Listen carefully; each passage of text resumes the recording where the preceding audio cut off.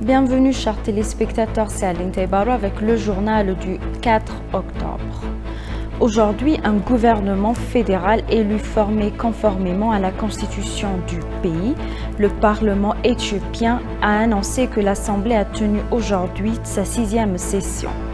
Lors de la session, Abiy Ahmed a été élu Premier ministre du pays. Lors de la conférence de formation du gouvernement étaient présents des ambassadeurs de divers pays, des chefs d'organisations internationales, des religieux et d'autres invités. À cette occasion, Aghaï Tchagar a été élu président de la Chambre de la Fédération et Zahra Omod vice-présidente de la Chambre. Tagasset Chafo a été nommé président de la Chambre des représentants du peuple, alors que Lomi Bedo a été élue vice-présidente de la Chambre.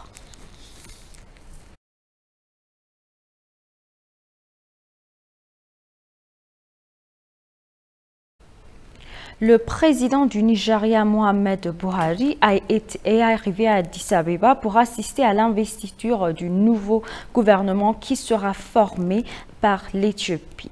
À son arrivée à l'aéroport international Bolé d'Addis Abeba, il a été accueilli par le Premier ministre Abiy Ahmed et d'autres hauts responsables du gouvernement.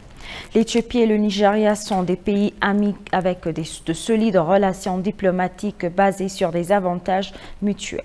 Selon l'ENA, les dirigeants, les ministres des Affaires étrangères et leurs délégations arrivent à Addis Abeba pour assister au nouveau programme du gouvernement éthiopien. Le président sénégalais Macky Sall est arrivé à Addis Abeba pour assister à la cérémonie d'investiture du gouvernement fédéral. À son arrivée à l'aéroport international de Bolé, le président a été chaleureusement accueilli par le Premier ministre Abiy Ahmed. De même, les présidents du Sénégal, président du Nigeria, président de la Somalie, président de Djibouti, les ministres des Affaires étrangères d'Algérie sont parmi les dirigeants qui participent à l'investiture du Premier ministre.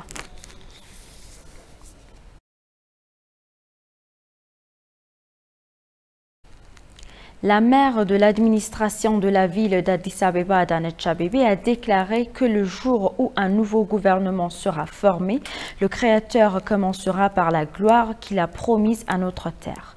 Adanet a dit que nous avons vu beaucoup d'expériences avec notre peuple.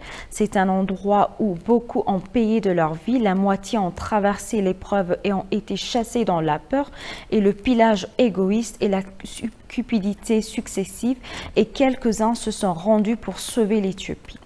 Et nous connaissons nos vrais amis. Elle a ajouté: voici un nouveau chapitre, le peuple formera le gouvernement choisi par mes chers compatriotes. Je vous transmets un message de félicitations que nous sommes arrivés à un nouveau chapitre de notre histoire. Vous avez payé le prix de son grand jour de démocratie qui s'est levé dans tout notre pays. Vous méritez toujours un respect éternel et des dons continus honorables éthiopiens.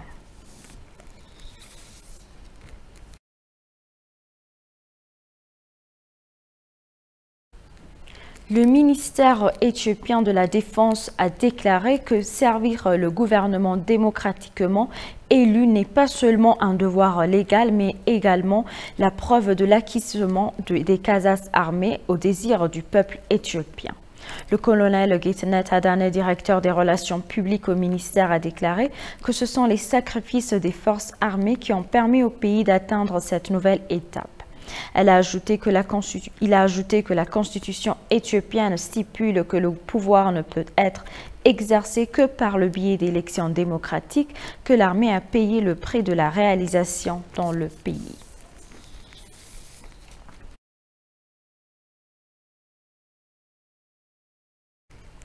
Et pour conclure le journal, la présidente Sahlawark Zewde s'est adressée à la Chambre des représentants du peuple et à la Chambre de la Fédération. L'Éthiopie n'a jamais cédé ses intérêts à d'autres dans son histoire, a-t-elle déclaré.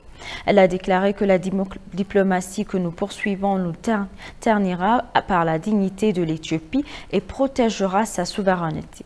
Elle a noté qu'il y avait beaucoup d'intérêt pour l'Afrique de l'Est et le Moyen-Orient, ajoutant que l'Éthiopie n'examinait pas de loin les meurtres dans la région, que les relations de l'Éthiopie avec les pays voisins seront basées sur des liens politiques, socio-économiques et une prospérité commune, a-t-elle déclaré. Elle a noté que les relations diplomatiques continueront de primer sur les pays voisins et seront mises en œuvre dans un esprit de coopération et de bénéfices mutuels. Elle a ajouté que les Éthiopiens travailleront à bâtir l'image de leur pays et joueront un rôle important dans le développement de leur pays. Après chaque épreuve, il y a une lumière, nos roses ne sont pas loin si nos mains sont percées d'épines, a-t-elle déclaré.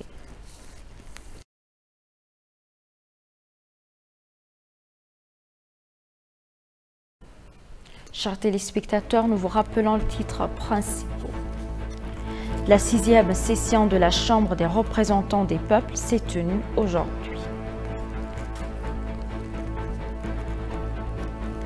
Merci chers téléspectateurs, c'est la fin du journal. C'était Aline Taïbaro avec le journal. Restez avec nous avec le reste des programmes. Bonne journée.